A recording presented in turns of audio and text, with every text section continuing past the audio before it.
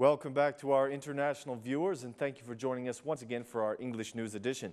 I'm Daniel Cook, your host, bringing you a translated version of the Albania news weekdays at 6 p.m.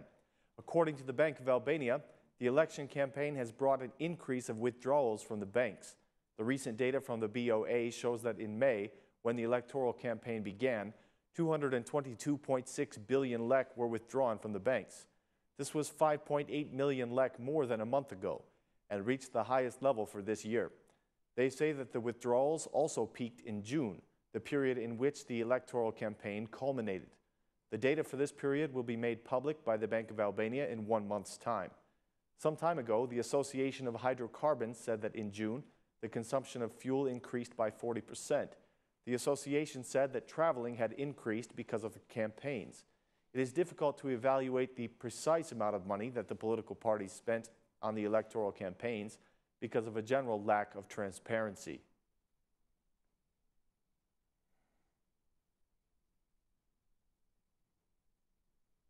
The Minister of Finance has issued an order concerning the accounts of the local government units. The local units will not be allowed to make any more transactions, and their unused funds will be transferred to the 61 new municipalities, which have been created by the new territorial reform. According to the order of the minister, the local units that are going to be merged must pay for all of their expenditures by July 7th and pay the salaries and social insurance of their employees by this same deadline. The revenue from the small business taxes will also go to the budget of the new municipalities after being collected by the General Tax Directory for the local governments. The Ministry of Finances gives its assurance that the new municipalities will not have problems with finances. In addition to the existing funds, $20 million will be distributed to the new municipalities by the end of the year.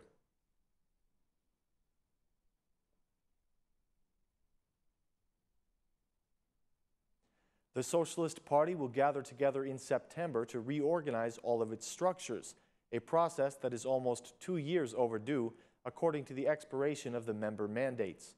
While there is no doubt that the new leaders of the party will be elected by the Socialist Assembly, it is unknown whether the Assembly will choose a new chairman. The results of the June 21st elections were also discussed in today's Socialist Party meeting. It had been learned that Prime Minister Edi Rama expressed his satisfaction about the results. He reportedly said that some socialist candidates won convincing victories in some of the municipalities, but that a complete analysis of the election results will be discussed in the Assembly in September. Prime Minister Rama reminded the MPs that the summer holidays have not yet begun and asked them to commit themselves to their parliamentary duties. Mr. Rama announced that the party has grown by 150,000 real members.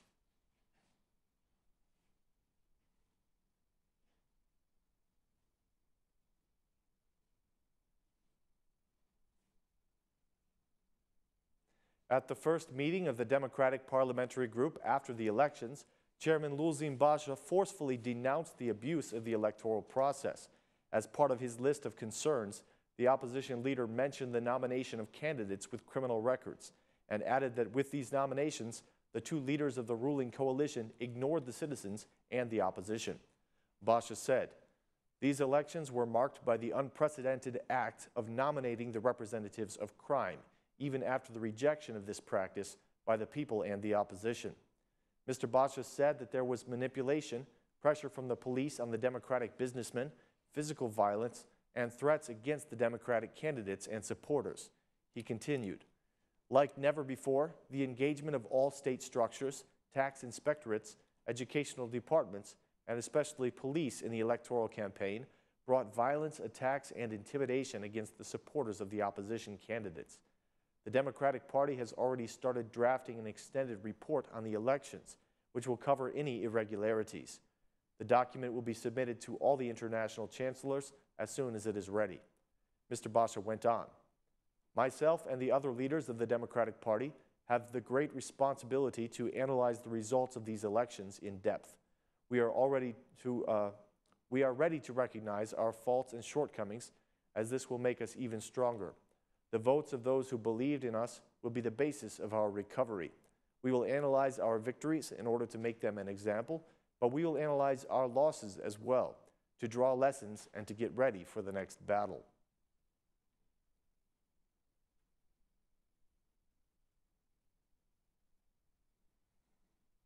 After a marathon session that lasted for more than 5 hours, the Court of Serious Crimes has ordered that Arbian and Alban Aliko be kept in prison custody. The Aliko brothers were taken to the court at 9 o'clock this morning to be officially acquainted with the 4 charges against them: the murder of a Renea police officer, the attempted murder of other police officers, illegal possession of firearms, and drug trafficking. The first to appear in the courtroom was Alban Aliko, who is a minor at 17 years old. The session was interrupted at the request of the defense lawyer, who asked that the judge be replaced. Alban Aliko had some marks on his face, and his lawyer claimed that the police exerted violence against his client. The lawyer also asked for the presence of a psychologist in the session, since Alban Aliko is a minor. The court first ruled that Arbian Aliko will be kept in prison custody. Then it later gave the same ruling for his brother. The brothers are the main suspects in the murder of the Renea police officer Ibrahim Basha. This charge is based upon the testimonies of 2 other arrested men, who both claim to have seen the Aliko brothers bearing arms on election day. The defense lawyer pointed out that other armed groups were active in the village on the same day of the murder, and that the evidence that has been presented does not prove that the Aliko brothers are the murderers.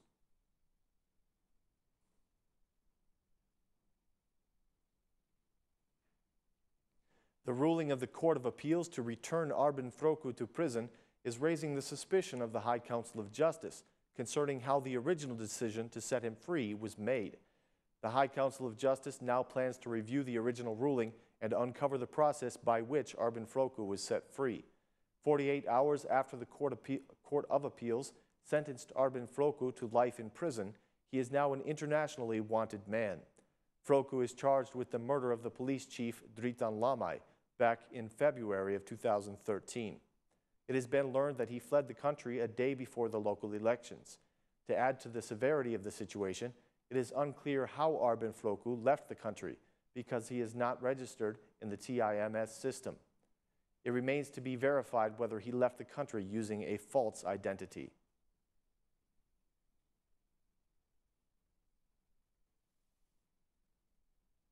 The Ministry of Transportation has announced that vehicles that do not meet the emission standards will not be allowed to pass the technical inspections. This measure is effective immediately because of the high levels of pollution caused by vehicle emissions. The testing will begin with vehicles that were produced between 1994 and 2002. Any vehicles that have gas leaks or emit too much smoke will not be allowed to pass the technical inspections this year. Once again, this order is immediate and enters into effect today. The new emission standards have been set in accordance with those of the EU, and the Ministry of Transport predicts that these new regulations will be in effect until 2016.